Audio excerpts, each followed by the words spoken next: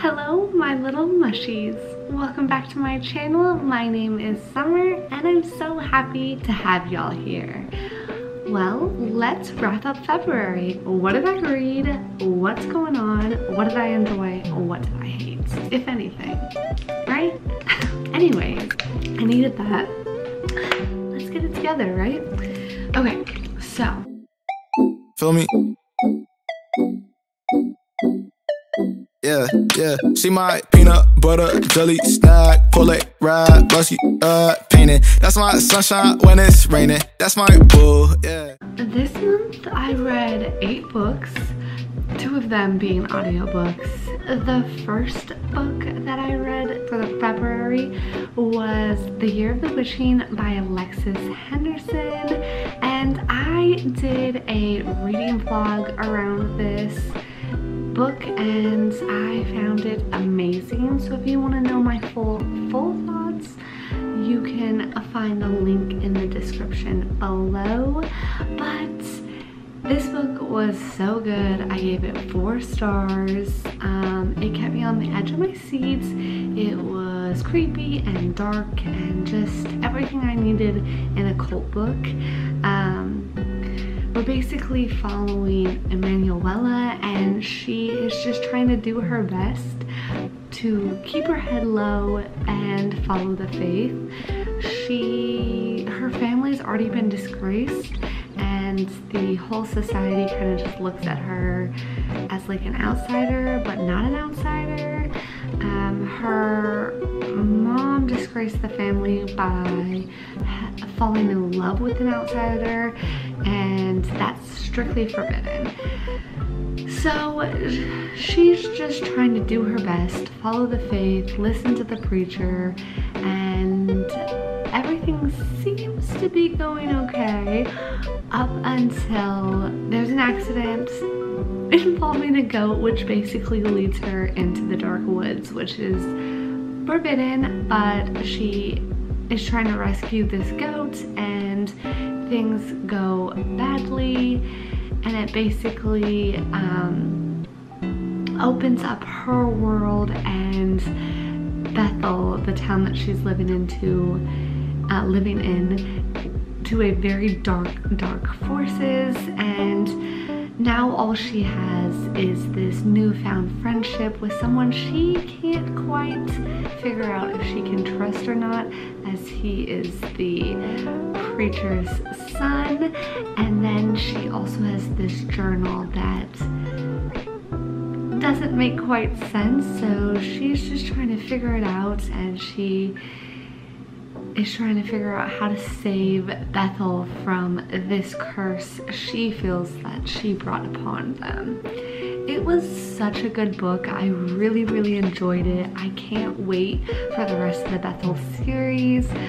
When I first read this book, I did not realize it was a series until like 2 or 3 days after I finished it. So the ending at first to me was like,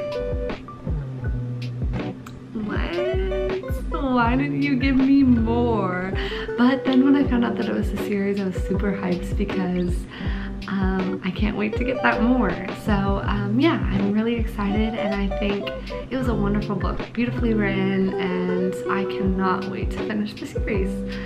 So let's keep moving. The next book that I read is The Boatman's Daughter by, who is it by? By Andy Davidson.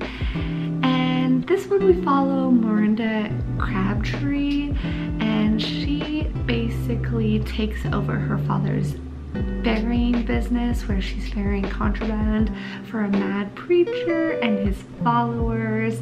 She's taken over for her father after he mysteriously disappeared. And so this is years later, and everything has been going as smoothly as it could be for someone who is importing drugs, pretty much. And she's just trying to get through it, keep herself safe, when the preacher asks something of her that she just can't bring herself to do. And this leads her into a crazy dark, twisted run for her life pretty much, and in order to keep the ones that she loves and herself safe, she has to go on a crazy like journey to basically beat the preacher to his game. And this book felt very short for me. I also did the same reading vlog around this because they both involve preachers and cults, and I was very excited about this book. I thought I was gonna love it. Turns out I didn't. I gave it 2 stars. It was pretty disgusting. Yeah, it was pretty disgusting, and the magical realism fell, I don't know, that was probably my favorite part of the book, the magical realism. I liked it. I enjoyed that aspect of it, but there was a character in the book that I found so unfathomable, and he, one, got off too easy in my book, and yeah, and also I just felt like they all kind of, the nasty people in the book, they just got off too easy, and then the end felt very rushed to me, and yeah, it was just not my favorite book. I talk more about it if you'd like to know more those thoughts. Again, I'll link it down below, but this is just my opinion. It could be something you totally are down with. I just didn't like it. Yeah, so let's keep moving, shall we? The next book that I read is A Very Friendly Valentine's Day by Kaylee, and y'all, okay. We're following Birdie and Eddie, and they're best friends. They met in college and they've been friends ever since. There's, of course, they deny the like tension that they have, sexual tension, even though they just say it's just like friendship and everything. But there is a chemistry there. Of course, they're best friends, whatever. But Eddie is an actor. He is trying to get his big break, really. He's been starring in these like teenage dramas, and he's constantly in online relationships with Instagram models or just like social media influencers, and his family pretty much says like these aren't real relationships, like you never see them, it's only long distance, and you need to get yourself into a real relationship. And he's determined to make it work. This latest relationship, he's determined to make work because his family's pretty much up his ass. So he's going to make a trip to New York to see her and like visit her and like actually meet her in person. And he finds out that his best friend is also wanting to take a trip to New York. And Birdie's relationships, though she actually has real relationships, they always fall flat for her. So she's just kind of just on a do her own thing vibe. So she says like she's gonna take a trip to New York. He finds out and he's like, let's do this train trip together. So he convinces her to cancel her tickets, and he's like, I'm gonna buy us like these nice sleepers and we'll have a good time. So she cancels her tickets, and he later tells her like, ooh, well, there was only one sleeper available, but it's fine, we're gonna have a great time. And then, yeah, we just basically follow their love, their blooming love from there. And it was so cute. This is my second read from Kaylee, and I really enjoyed it. I mean, it's of course a friends to lovers, and it's just super cute and super, once it clicks for them, it clicks, and it's just really, really good. And yeah, I gave this one a 4 stars. I really, really enjoyed it, and it was just a great cozy little Valentine's read. No like real angst or anything. It was just like a cozy little cute love story. So if you hear my cat is scratching and she's in a, what are those called, cones, because she can't get her life together. So that's that weird noise. Next up, I read You Had Me at Ola by Alexis, and basically we're following Jasmine, who is a soap opera star who's coming off a very messy public breakup. And then we've got Ashton, who is a telenovela star, and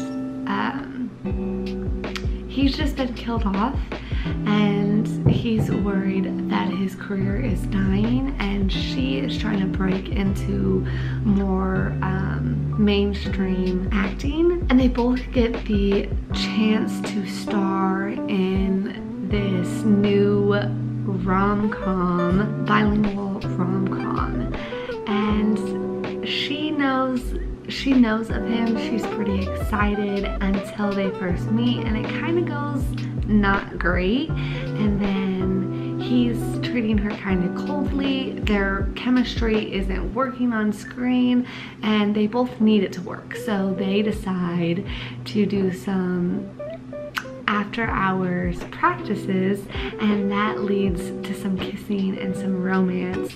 And as far as love stories go, this one was pretty cute. I gave it 3 stars. I really enjoyed the male aspect. There's a part in this book, and I don't want to spoil anything, that you don't see in any real, like, you don't see often portrayed. So I really enjoyed that, but I honestly couldn't connect to Ashton. I felt like he was cold and distant for no real, he had a reason, but I just feel like the reason itself wasn't, it's like at a certain point, if you find someone you connect with, you kind of just should and need to kind of get over, and he just treated her, I don't know, he kind of treated Jasmine, who was super positive and happy throughout the book, a little coldly. And so yeah, I mean, I did enjoy it. It was a good love story. Yeah, so I gave it a 3 stars, and it was a good love story to read during Valentine's Day, the love month. Okay, we're going to go to one of my audiobooks, and that was Tweet Cute by Emma Lord. And so this one is following Pepper, who is an overachiever, and she has a powerhouse of a mother who is the CEO of a big time fast food chain, and she is Pepper is quietly struggling with balancing school, the captain of the swim team, a social life, and her mom kind of piles on top of her to run the social media account of this big league, I think it's called Big League Burger, I think that's the national chain, Twitter account. So she's like in charge of like doing this witty comebacks and just doing all the tweets for this company.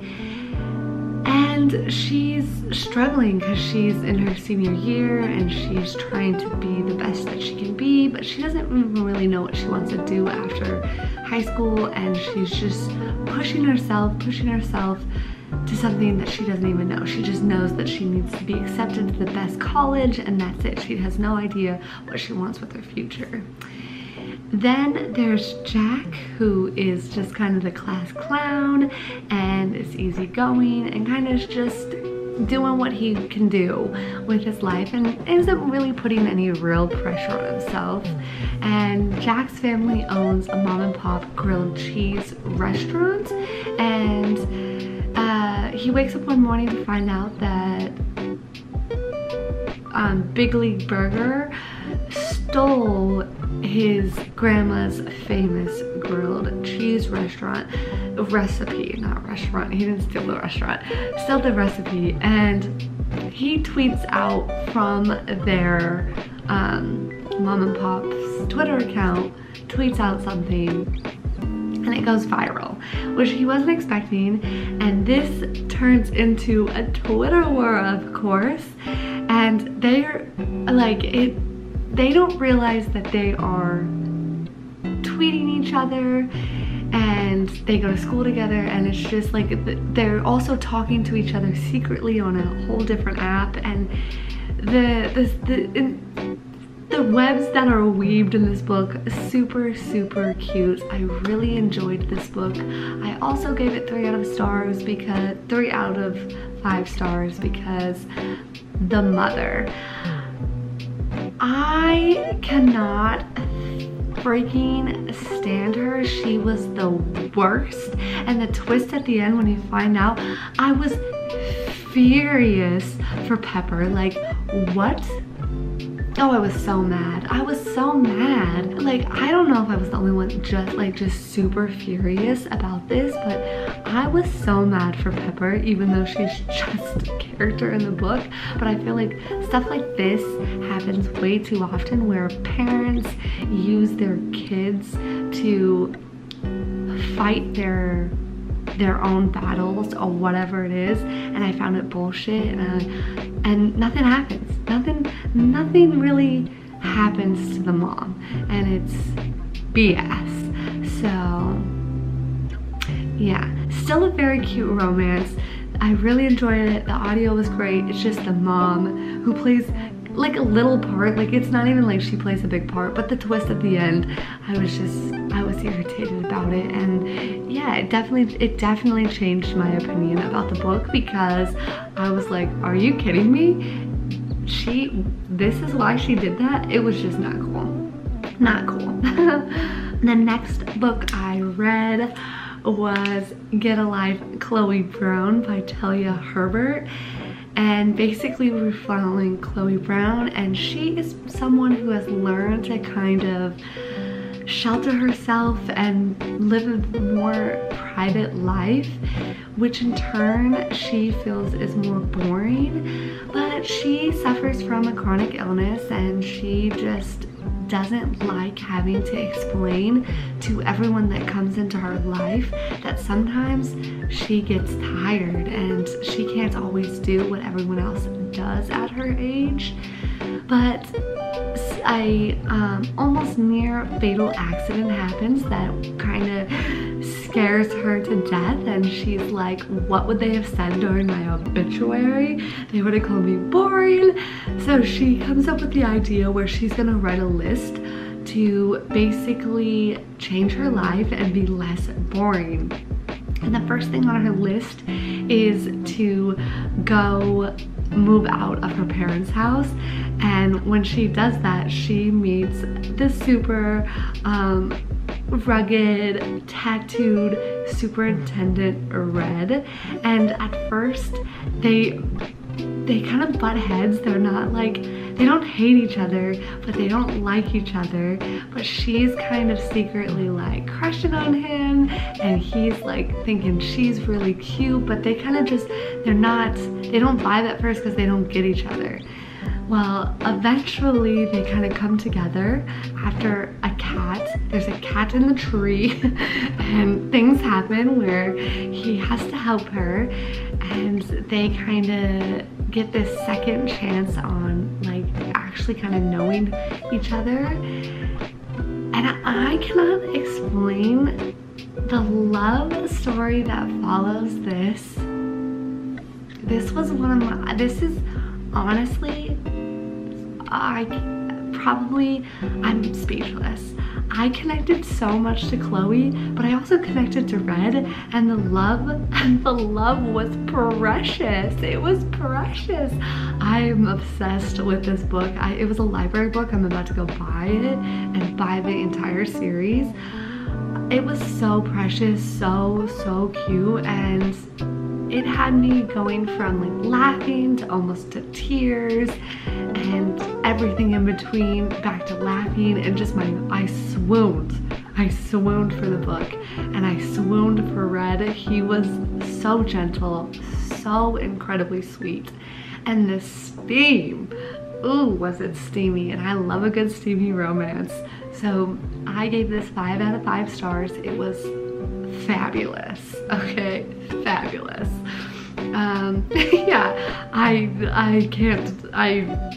speechless. I loved it so much. Okay, let's keep it moving before I just like swoon off the chair. The next book I read was Black Canary, Breaking Silence by Alexandria Monarch. I have no idea if I'm saying her last name right, but basically we're following Diana Lance, who's a cop's daughter living in a dystopian time where this is a retelling of Black Canary and the Arrow, and I did not realize this at first. I literally got this book because the cover called to me. I walked into the library, I saw it, I was like, hello, I want you. So the cover called to me, this was what was up, I grabbed it. Upon starting to read it, I realized it was a retelling of the Arrow and Black Canary, and wow. So basically we're following Diana Lance, who's the cop's daughter, and they live in a very dystopian time where basically women are forbidden to do anything.